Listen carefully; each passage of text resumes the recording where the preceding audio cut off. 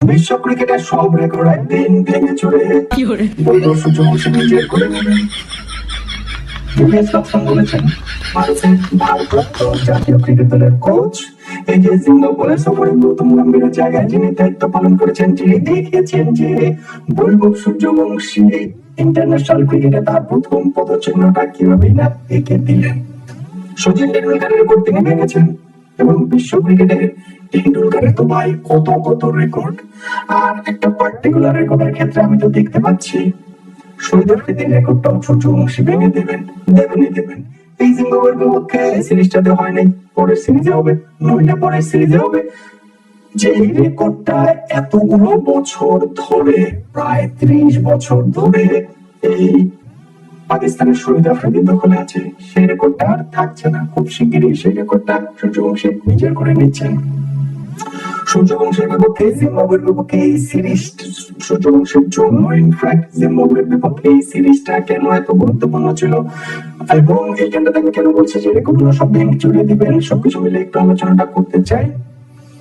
এবং বৈভব সূর্যবংশীর মতো এরকম হাইপ নিয়ে ইন্টারন্যাশনাল ক্রিকেট শুরু করেছেন সাম্প্রতিক সময় আমি এরকম কাউকে খুঁজে পাই না। বিশ্ব ক্রিকেটে এমন কোন ক্রিকেটার নাই।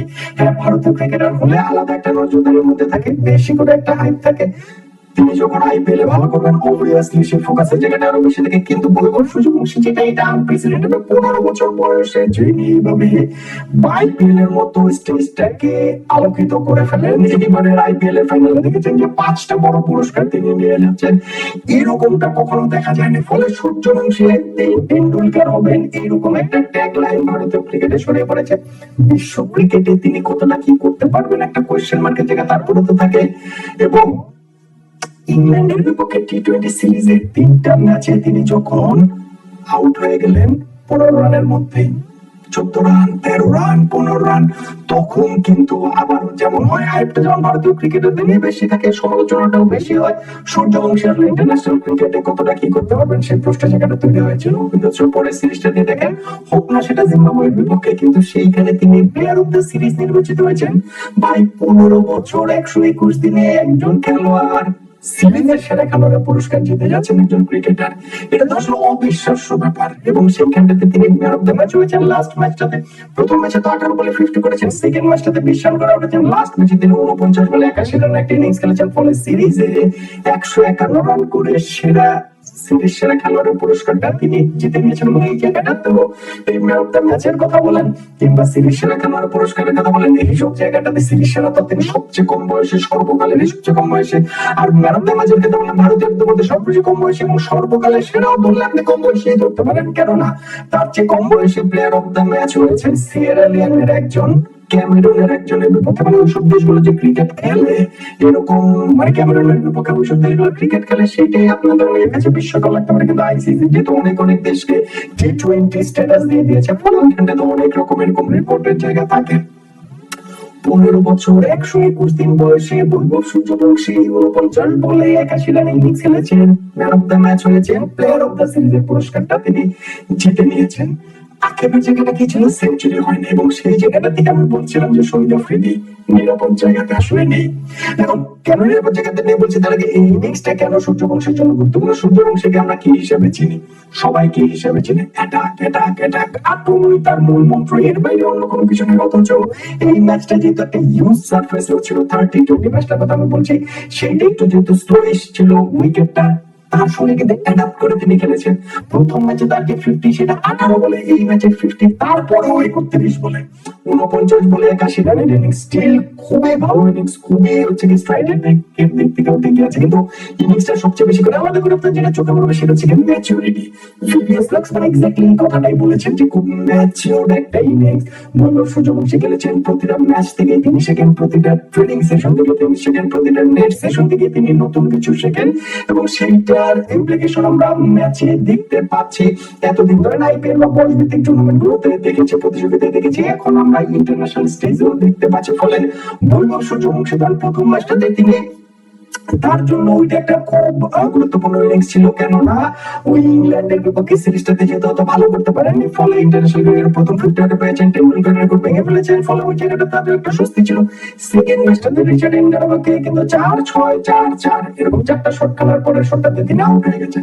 থার্ড ম্যাচটাতে গিয়ে তিনি কিন্তু তার ওই অ্যাটাকিং ইনস্টিংক্টটাকে কার্ভ করেছেন, তিনি নিজেকে সংযত করেছেন এবং দলের প্রয়োজন অনুযায়ী কিন্তু তিনি একটা লম্বা ইনিংস খেলেছেন, যেটা খুব সহজে ইনফ্যাক্ট সেঞ্চুরিও হতে পারতো না। মানে তিনি যখন আউট তখন তো 5 ওভার খেলা বাকি, এবং ওই জায়গাটাতে আমি বলছিলাম যে শহীদ আফ্রিদির যে রেকর্ডটা কি ইন্টারন্যাশনাল ক্রিকেটের সবচেয়ে কম বয়সী খেলোয়াড় হিসেবে সেঞ্চুরি করার রেকর্ডটা, এবং সেই রেকর্ডটা 16 বছর 217 দিনে। এখন বৈভব সূর্যবংশীর বয়স 15 বছর 121 দিন, মানে যখন তিনি 81 রানের ইনিংসটা খেললেন, 19 রানের জন্য সেঞ্চুরি তিনি পান নাই, লং অফ উইকেটস দিয়ে দুর্দান্ত একটা ক্যাচের শিকার হয়ে তিনি আউট হয়ে গেছেন। কিন্তু এই যে তারা মোটামুটি আরো 1 বছরেরও বেশি সময় যে রয়েছে, মোটামুটি 14-15 মাস সময় রয়েছে এই শহীদ আফ্রিদির রেকর্ড ভাঙার জন্য, যে এই রেকর্ডটা আফ্রিদিও যে কেনিয়ার নাইরোবিতে করেছিলেন শ্রীলঙ্কার বিপক্ষে 96-97 সালে। ফলে ওই জায়গার রেকর্ডটা যে ভেঙে দেবেন এই বৈভব সূর্যবংশী, তার পক্ষে আপনি আসলে বাজি লাগতেই পারেন। ইন্টারন্যাশনাল ক্রিকেটে তিনি কতটা কি করবেন ওইটা একটা সংশয়ের জায়গা যদি তৈরি হয়েও থাকে ইংল্যান্ডের বিপক্ষে সিরিজে, এই জিম্বাবুয়ের বিপক্ষে সিরিজে 3 ম্যাচের মধ্যে 2টা 50, লাস্ট ম্যাচটাতে এই ম্যাচ একটা ইনিংস এবং সেঞ্চুরির কাছাকাছি চলে যাওয়া, সবকিছু মিলিয়ে আসলে ওই জায়গাটাতে তার উপরে ভরসাটা রাখাই যায় যে শহীদ আফ্রিদির সবচেয়ে কম বয়সী ক্রিকেটার হিসেবে সেঞ্চুরির রেকর্ডটাও একদিনে বৈভব সূর্যবংশীর হবে, এবং সেই রেকর্ড সেই দিনটা আসলে খুব একটা দূরে নাই। ওই রেকর্ডের জায়গাটাতে সূর্যবংশীর পরে ওইখানটাতে মানে তিনি যেই জায়গাটা এখন যেখানটাতে রয়েছেন শহীদ আফ্রিদির রেকর্ডটাকে টার্গেট করছেন। তারপরে কিন্তু বাংলাদেশের মোহাম্মদ আশরাফুল রয়েছেন 17 বছর 61 দিন শ্রীলঙ্কার বিপক্ষে টেস্টে যে তিনি সেঞ্চুরিটা করেছিলেন। তারপরে হচ্ছে মুস্তাফিজ মোহাম্মদ রয়েছেন, তারপরে সচিন টেন্ডুলকারের রেকর্ডটাও কিন্তু ওইখানটাতে রয়েছে, এবং সেই রেকর্ড গুলোও আসলে এই 17 বছর বয়সে টেন্ডুলকারের সেঞ্চুরি রয়েছে, সেই রেকর্ড গুলো এক সময় এই বৈভব সূর্যবংশী ভেঙে দেন, এবং সেই সময়টাও খুব একটা দূরে নয়। এই ইনিংসটার ক্ষেত্রে সবচেয়ে বেশি করে আলাদা চোখে পড়েছে সেটা হচ্ছে তার ম্যাচুরিটি, যেটা আমরা তার মধ্যে সবসময় সেই অ্যাটাকিং ক্রিকেটটা দেখে আমি বলছিলাম যে 49 বলে 81 রান করেছেন, এবং এই 49 বলের মধ্যে বৈভব সূর্যবংশী মাত্র 22টা অ্যাটাকিং শট খেলেছেন, অর্থাৎ 50% অ্যাটাকিং শটও তিনি খেলেননি।